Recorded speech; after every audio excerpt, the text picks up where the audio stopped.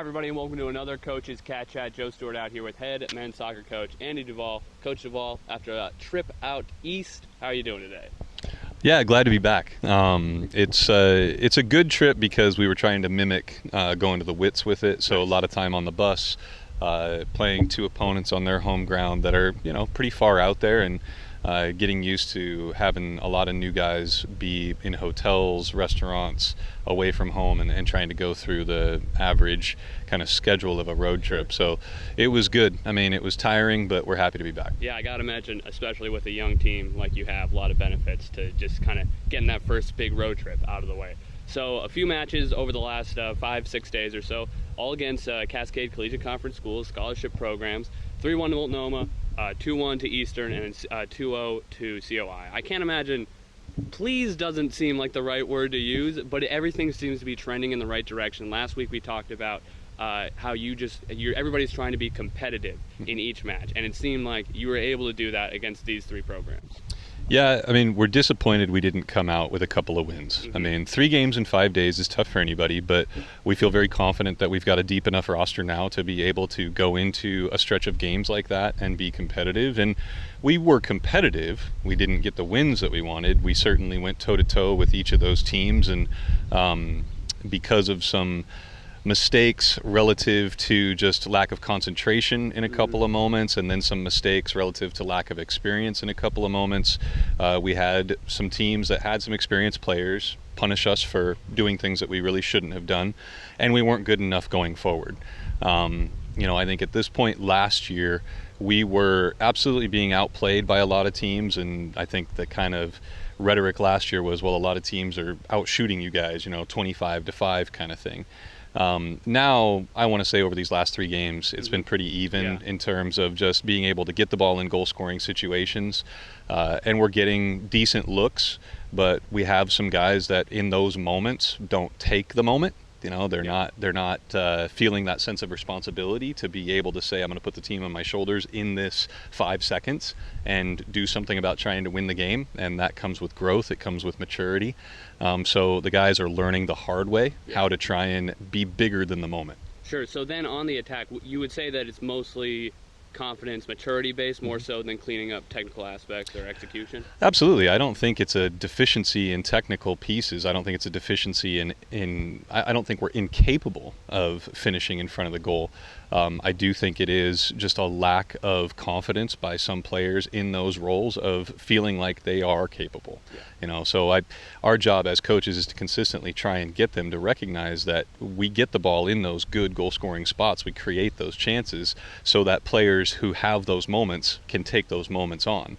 And we had several good moments against all 3 of those opponents where the guys chose not to take advantage of it. And so that's not a technical piece, that's a decision-making problem, right? And so for us, it came down to decisions, and we didn't make the right ones in those big moments. Ronan Hodge, the freshman, already with a goal and an assist through the first 3 matches.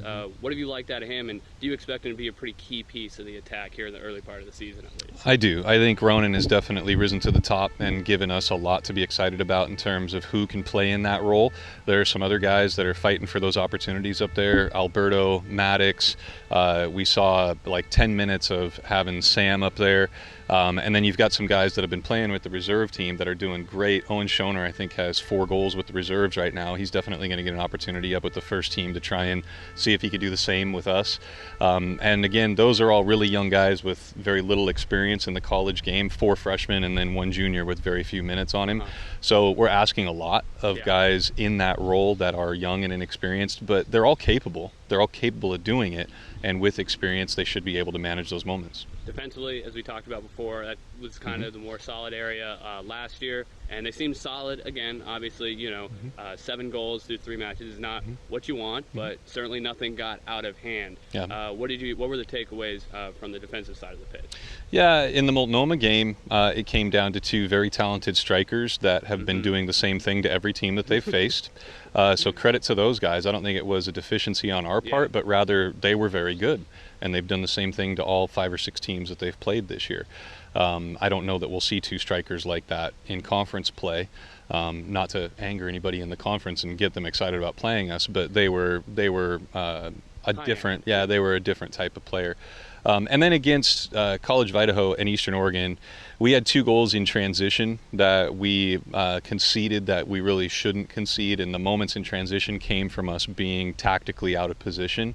Those goals are easily cleaned up, and they were moments where the players that were responsible for having a more disciplined approach in the moment knew it the second that the play started in transition. So the knowledge is there, but the ability to recognize it in the moment needs to be sped up a little bit.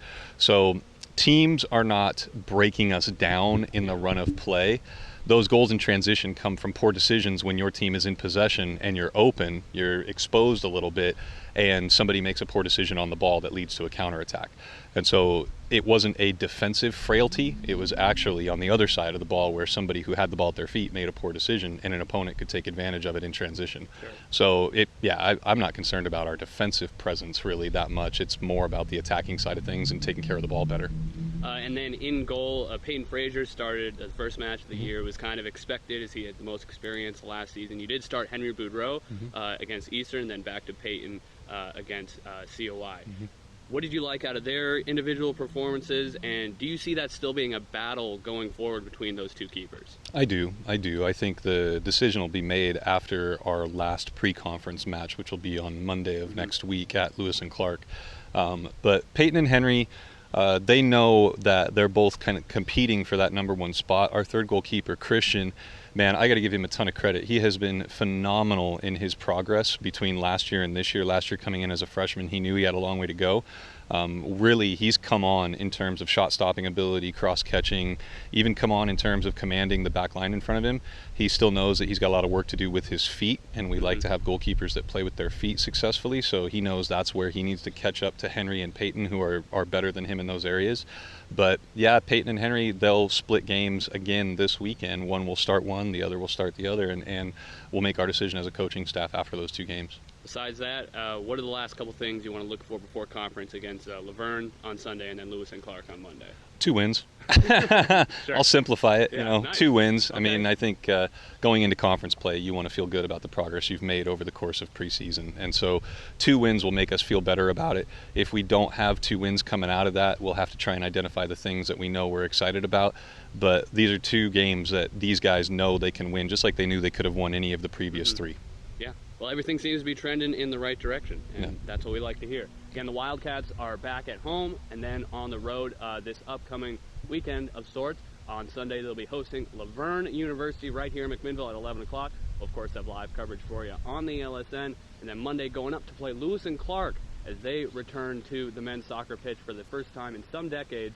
That game will not be a conference event, as they will still be integrating into the conference and won't play conference matches until next season. But it should be a good tune-up for the Wildcats before starting conference next weekend. Great. Coach, thanks for the time. Thanks, Joe.